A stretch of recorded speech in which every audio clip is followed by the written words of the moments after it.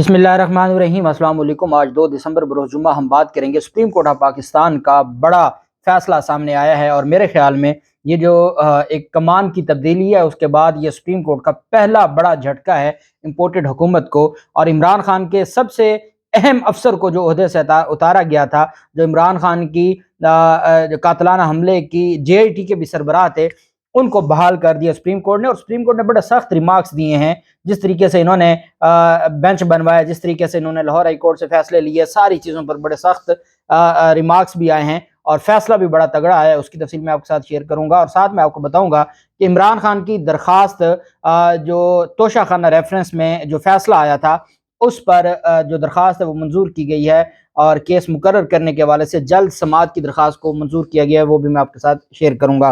पहले मैं आपको बताता चलूं कि आजम सवाती के मामले पर इंतहाई अफसोसनाक अमल ये है कि क्वेटा की पुलिस ने आजम सवाती को गिरफ्तार कर लिया है। और उस गिरफ्तारी का जो मामला है, आजम सवाती की जो फैमिली है वो ये कहती है कि वो पिम्स हॉस्पिटल में थे, उनकी तबीयत ठीक नहीं थी, रात सारी उनको पिम्स हॉस्पिटल में रखा गया और साथ ही जो क्वेटा पुलिस है उन्होंने उनको गिरफ्तार कर लिया। दुख इस बात का नहीं है, हमें PDM से कोई उम्मीद नहीं है और PDM किसी हद तक भी जा सकती है। FIA अगर कल उनको जेल ना भिजवाता तो FIA अगर चाहता तो जो अदालतों के हालात हैं वो 3-4 दिन का मजीद भी जिस्मानी रिमांड ले सकता था और वो रिमांड खत्म होने के बाद अगर क्वेटा पुलिस चाहती वो ले जा सकती थी।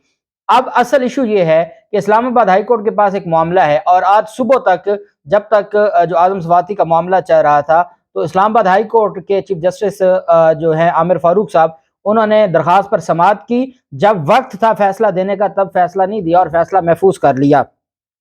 आजम सवाती की दरखास्त पर अदालत में समाअत हुई। जो मुल्क भर में दर्ज मुकदमात थे उस पर जो आमिर फारूक साहब ने समाअत की। Additional attorney general Munawwar Iqbal दोगल अदालत के सामने पेश हुए और बताया कि 18वीं तरमीम के बाद कोई कानून नहीं कि वजारत दाखिला रिपोर्ट तलब कर सके।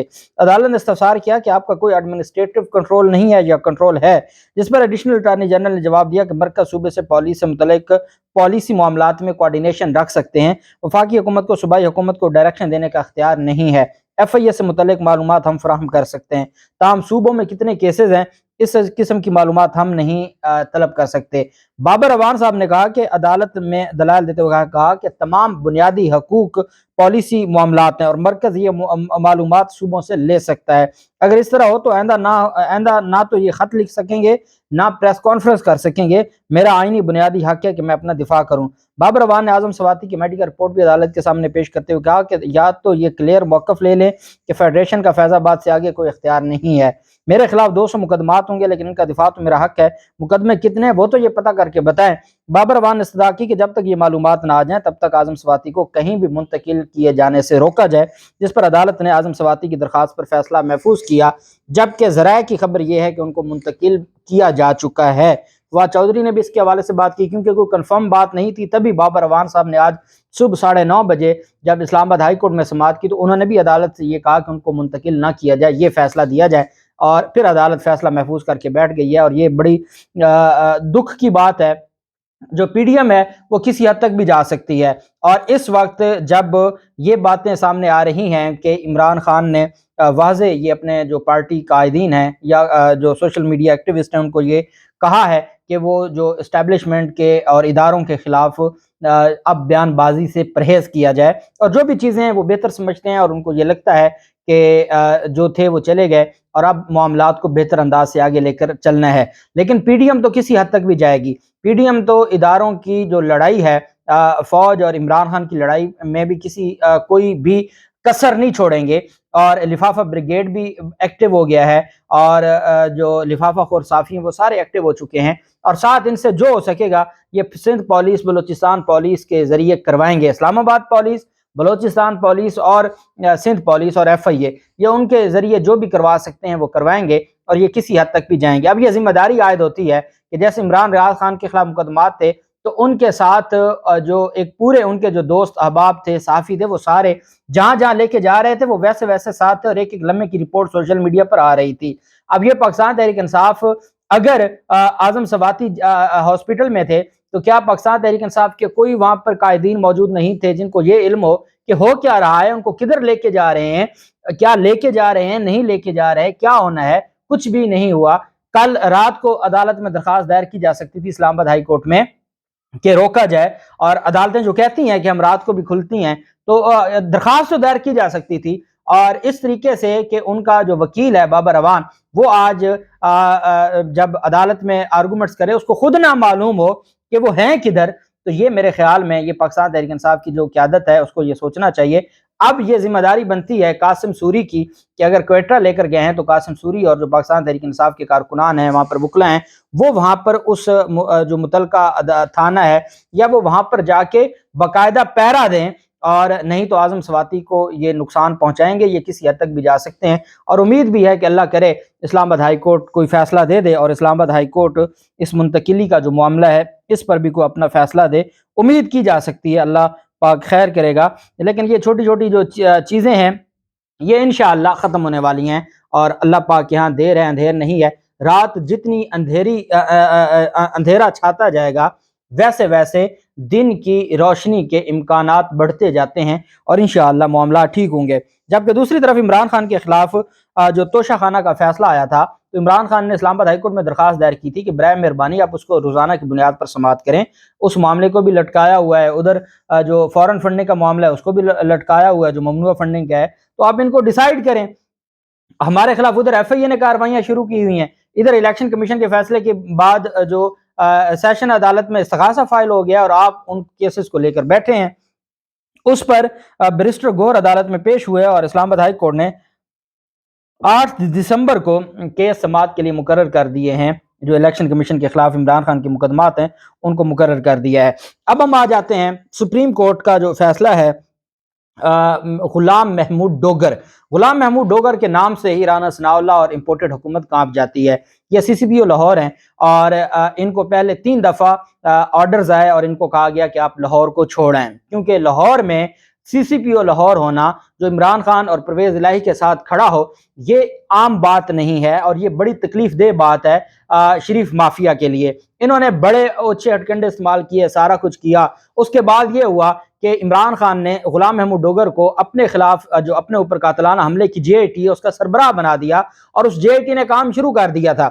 اب اس جے آئی ٹی نے جب کام شروع کیا اور جو معطل کیا گیا تھا غلام محمود ڈوگر کو معطل کیا گیا، غلام محمود ڈوگر لاہور ہائی کورٹ گئے، لاہور ہائی کورٹ نے کہا جی ہمارا دائرہ اختیار نہیں بنتا، اور پھر غلام محمود ڈوگر چلے گئے فیڈرل سروس ٹرائبونل میں، ایف ایس ٹی میں۔ فیڈرل سروس ٹرائبونل نے ان کی معطلی کا آرڈر معطل کر دیا، اور ڈائریکشن دے دی وفاق کو کہ آپ ان کی جو آپ کے پاس ریپریزنٹیشن ہے ان کو آپ ڈیسائیڈ کریں۔